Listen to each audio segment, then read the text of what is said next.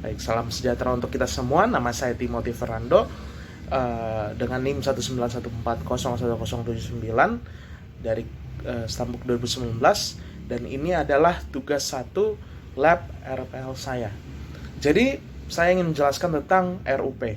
RUP atau jika tidak disingkat Rational Unified Process adalah proses pembuatan perangkat lunak secara iteratif yang dikembangkan berdasarkan best practices di industri perangkat lunak. RUP sendiri dibuat oleh Rational Software, salah satu divisi dari IBM pada tahun 2003. Jadi RUP ini sebenarnya bukan aturan ketat, jadi kayak ini yang harus kamu lakukan pada saat ini, tetapi sebuah framework dan dapat disesuaikan sesuai dengan program dan tim pembuatnya. Jadi nggak harus 100% mengikutinya, tapi ini bisa disesuaikan ya. Jadi RUP sendiri ada beberapa fase dan workflow. Jadi ada tabelnya yang nanti akan saya saya perlihatkan. Jadi ada tabelnya dan isinya itu ada 2 aksis. Yang aksis pertama itu adalah fase dan workflow. Di dalam fase ada 4 di RUP, itu ada inception, elaboration, construction, dan transition. Dan untuk workflow ada 6 workflow utama, yaitu business modeling, requirements, analysis and design, implementation, task, dan development. Tapi selain itu ada juga 3 workflow tambahan, yaitu configuration and change management, project management, dan environment. Untuk fase sendiri ini akan saya jelaskan 4 fasenya.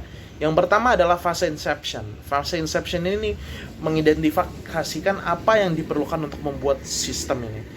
Dan ini bukan hanya apa yang diperlukan sistemnya secara langsung, kayak programnya apa, terus mungkin perlu database bagaimana, tetapi juga budget misalnya, tetapi juga hal-hal seperti budget yang diperlukan, model bisnis yang akan digunakan, risk assessment, dan lain-lainnya. Jadi semua yang berhubungan sama sistem yang akan dibuat ini. Kemudian ada elaboration. Elaboration itu adalah mengembangkan, fase elaborasi ya, fase mengembangkan ide-ide yang tadi didapat dari inception. Jadi ini masih belum coding. Inception juga pasti belum coding. Kita hanya inception itu menanyakan apa yang kita perlukan. Elaboration itu kayak mengembangkan jawaban-jawaban yang kita sudah dapatkan dari pertanyaan itu, apa yang sistem yang ingin kita buat. Jadi disinilah project itu mulai terbentuk. Mungkin bukan secara nyata dalam coding, tetapi secara konsep ini mulai dari sini kita dapatnya. Jadi dengan fase ini kita jadi bisa melakukan membuat aplikasinya itu dengan matang, dengan mantap gitu. Tidak kayak ragu-ragu dalam pembuatan aplikasinya nanti. Jadi ini cukup penting dalam pembuatan aplikasi. Kemudian yang ketiga adalah construction. Construction seperti namanya, ini pembuatan. Jadi ya ini dimana kita mulai coding buat membuat aplikasi kita dari ide-ide dan analisis yang hasil-hasil analisis yang telah kita buat di fase sebelumnya. Jadi ya itulah cukup jelas lah ini, karena namanya sendiri konstruksi. Yang terakhir itu transition. Transition ini artinya transisi, dan ini transisi dari produsen kita yang membuat kodenya ke pengguna. Jadi ini itu ya penyebaran dari aplikasi kita yang telah jadi, tetapi bukan hanya itu doang, tetapi juga mengumpulkan saran, misalnya dengan menggunakan beta testing, dan mengajarkan pengguna cara menggunakan aplikasi kita. Ini kayak teachingnya itu juga perlu, karena kalau misalnya pengguna tidak bisa menggunakan kita, sama aja bohong. Jadi itu fase-fasenya. Kemudian selain fase ada juga workflow. Workflow ini akses kedua dari fase akses pertama. Dan dalam workflow ini ada 6 workflow utama, yaitu yang pertama adalah business modeling. Itu identifikasi macam-macam permasalahan. Pertama itu permasalahan apa yang ingin kita tuntaskan lah ya ngomongnya.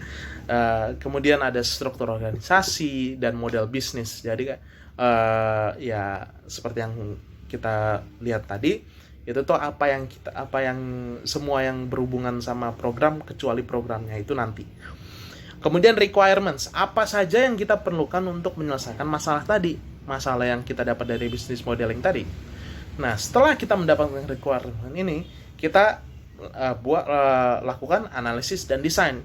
Jadi ini lanjutan dari requirements, di mana kita tadi awalnya bertanya apa, sekarang kita bertanya bagaimana kita menyusun sistem yang tadi kita bilang itu, yang kita perlukan untuk menyelesaikan masalah tersebut. Jadi sistem yang kita dapat dari requirements, kita tanya gimana cara kita membuatnya.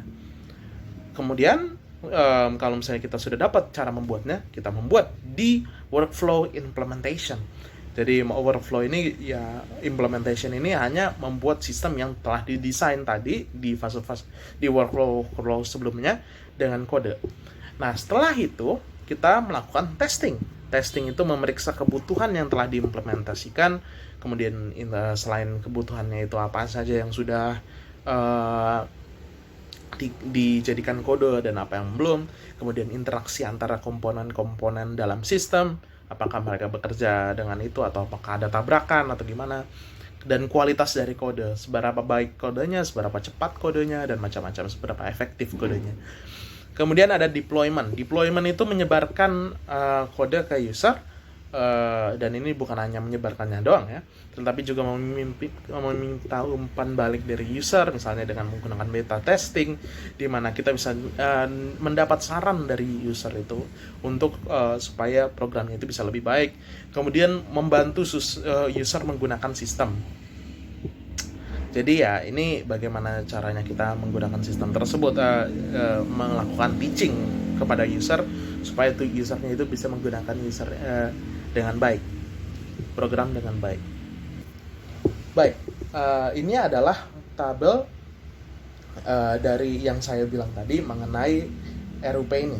Jadi bisa kita lihat di vertikal ini ada fase-fasenya, dan yang horizontal ini ada workflow-nya. Jadi bisa kita lihat ada yang kayak tebal-tebalnya, yang tebalnya itu ada tebal dan tipis ini. Jadi garis tebal dan tipis itu tuh menentukan di mana kita melakukan workflow itu. Jadi misalnya kita lihat ada workflow ada workflow business modeling, itu tuh bisa kita lihat hampir semuanya dilakukan di inception, di fase inception.